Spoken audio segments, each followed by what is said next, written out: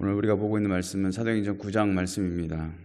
오늘 사도행전 9장은 예루살렘 교회를 핍박하던 사울이 다메섹에서 예수님을 만나서 변화되는 장면이 기록되어 있습니다. 이 장면을 두고 존 스토트 목사님은 기독교 역사상 가장 위대한 회심이다라는 이야기를 할 정도로 사울이 변화되는 사건은 굉장히 중요한 사건이죠.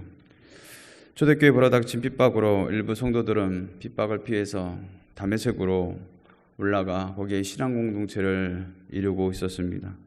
이 사실을 알게 된 사울이 그 다메섹으로 올라가 이제 그들을 잡아 감옥에 가두기 위해서 올라가려고 했던 것이죠.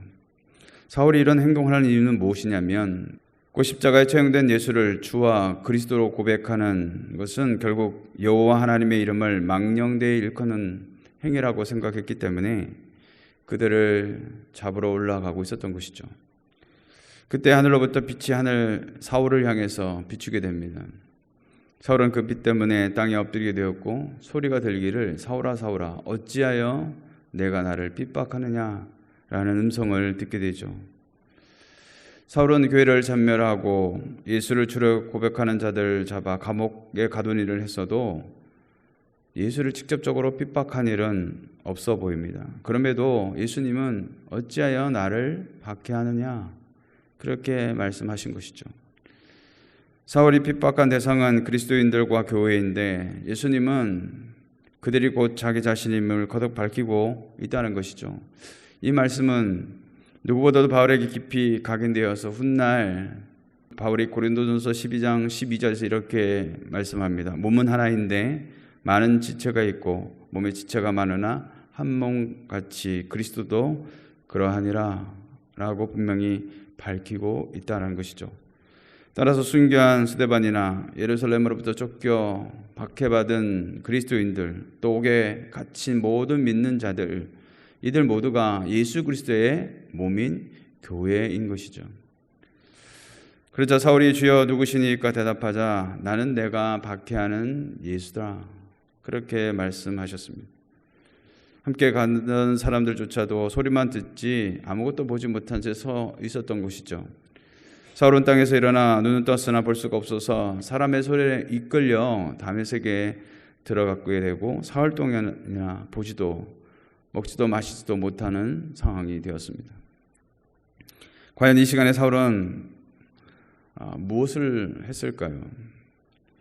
분명 그 기간에 그는 회개했을 줄로 압니다. 11절에 보면 끝에 사울이 기도하는 중이다 라고 성경이 기록하고 있습니다.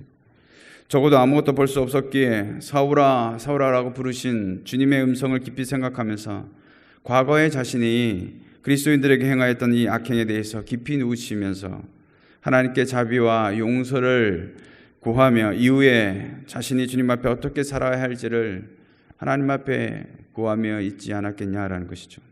사랑하는 성도 여러분, 때로 우리 눈에 보이는 것들이 오히려 하나님을 집중하지 못하게 하는 이유가 되어서 우리의 마음과 생각을 사로잡아 자기의 신념을 따라 마치 오늘 본문의 사울처럼 우를 범하는 일들이 많을 수 있다는 것을 우리는 기억해야 합니다. 여러분, 신념과 신앙은 분명 다르다는 것이죠. 신념이라는 것은 자신이 옳다고 굳게 믿는 것을 말하는 것이죠. 그러다 보니까 어떤 생각을 하느냐에 따라서 자신의 의지에 따라 신념도 얼마든지 바뀔 수가 있다는 것이죠. 그렇다면 신앙은 무엇이겠습니까? 바로 이 절대자에 대한 이 신자가 가지고 있는 바로 태도가 신앙이다라는 것이죠. 따라서 신앙은 내 임의대로 믿을 수 있는 것도 아니다는 것이죠. 주체가 내가 아니라 바로 주님이신 것이죠. 마치 주님이 사울에게 찾아오신 같이 주님으로 인하여서 오직 하나님의 은혜로 성령의 조명하심을 따라서 그 진리를 깨닫고 믿게 되는 것이 바로 신앙이다라는 것이죠. 그런데 문제는 그 신념을 마치 신앙처럼 여기고 살아가는 것이 문제다는 것이죠. 따라서 내가 가지고 있는 어떤 생각이나 신념이 하나님이 보실 때에 어떠한가를 한번 점검해 보아야 할 것입니다. 나는 옳다고 여겼고 하나님을 위한다고 행한 일들이 하나님을 오히려 대적하고 핍박할 수 있다는 것을 우리는 생각해야 한다는 것이죠. 그러므로 나의 굳어진 생각이나 신념이 아니라 신앙 안에서 믿음으로 기도할 때 하나님이 기뻐하시는 삶을 살아갈 수 있는 저와 여러분 되시기를 주님의 이름으로 축원을 드리겠습니다. 그렇다면 주님은 왜 교회를 핍박하는 사울을 찾으시고 그를 변화시키셨을까? 그 이유는 바로 15절에 기록되어 있습니다. 15절 말씀에 보면 주께서 이르시되 가라, 이 사람은 내 이름을 이방인과 임금들과 이스라엘 자손들에게 전하기 위하여 택한 나의 그릇이라, 이렇게 말씀하고 있습니다. 여기에 이방인은 이스라엘 밖의 사람들, 하나님으로부터 먼 사람들을 말하는 것입니다. 이것이 바로 사도 바울의 정체성이었고 그를 부르신 목적이다라는 것이죠. 그래서 로마서 1장 4절에 보면 자신을 부르신 하나님의 목적이 어떤 것인가를 분명히 알고 이렇게 고백합니다. 로마서 1장 4절에 헬라인이나 야만인이나 지혜 있는 자나 어리석은 자에게 다 내가 빚진 자라. 에베소서 3장 1절에서도 이러므로 그리스도 예수의 일로 너희 이방인을 위하여 갇힌 자 된 나 바울이 말하거니와. 그는 이방인의 사도로 쓰임받았다는 사실, 하나님이 나를 그렇게 부르셨다는 사실을 분명히 인식하고 있다는 것이죠. 본문 16절에서도 사울이 나아가야 할 길이 어떤 길인지를 말씀하고 있는 것입니다. 그 길은 주의 이름을 위하여 고난받는 길이다라는 것이죠. 이는 사울의 미래가 어떤 사람도 예측하지 못하는 방향으로 전개될 것이며 오직 예수 그리스도만이 사울의 삶을 이끌어 가실 것을 말씀하고 있는 것이죠.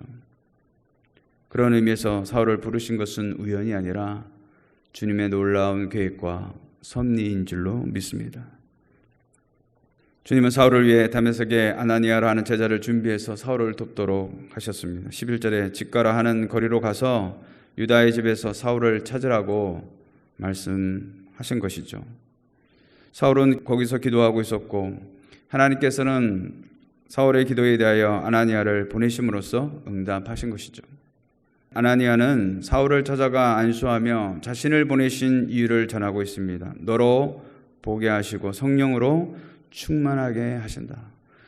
너가 그렇게 핍박하던 그 주님이 나를 보내서 너로 말미암아 보게 하시고 성령으로 충만하기를 원하신다는 것을 이 사울에게 이야기한 것이죠. 당시 그 누구도 교회를 핍박하던 당사자인 이 사울이 그리스도인이 되었다는 사실을 받아들일 수 없었을 것입니다. 사람이 너무나도 갑자기 바뀌니까 그것을 받아들이기가 너무나도 충격적이었던 것이죠. 그럼에도 주께서 아나니아로 하여금 가라고 하시는 말씀에 순종하자 사울은 이제 핍박자에서 이방인의 사도로 변화된 놀라운 역사를 보게 된 줄로 믿습니다. 사랑하는 성도 여러분, 하나님께서 저와 여러분을 부르신 목적이 반드시 있는 줄로 믿습니다. 내 삶에 찾아오셔서 만나주시고 우리의 잘못된 생각을 깨뜨리시고 주의 말씀으로 새롭게 하심으로 하나님이 쓰시기에 합당한 그릇으로 만들어 가신다는 것이죠. 그러므로 오늘도 내 고집이나 내가 가지고 있는 굳어진 생각, 신념을 따라 사는 삶이 아니라 이제는 주님께서 내게 주시는 말씀 붙들고 성령 충만함으로 주의 뜻을 이루는 일에 귀하게 쓰임받는 저와 여러분 되시기를 주님의 이름으로 축원드리겠습니다.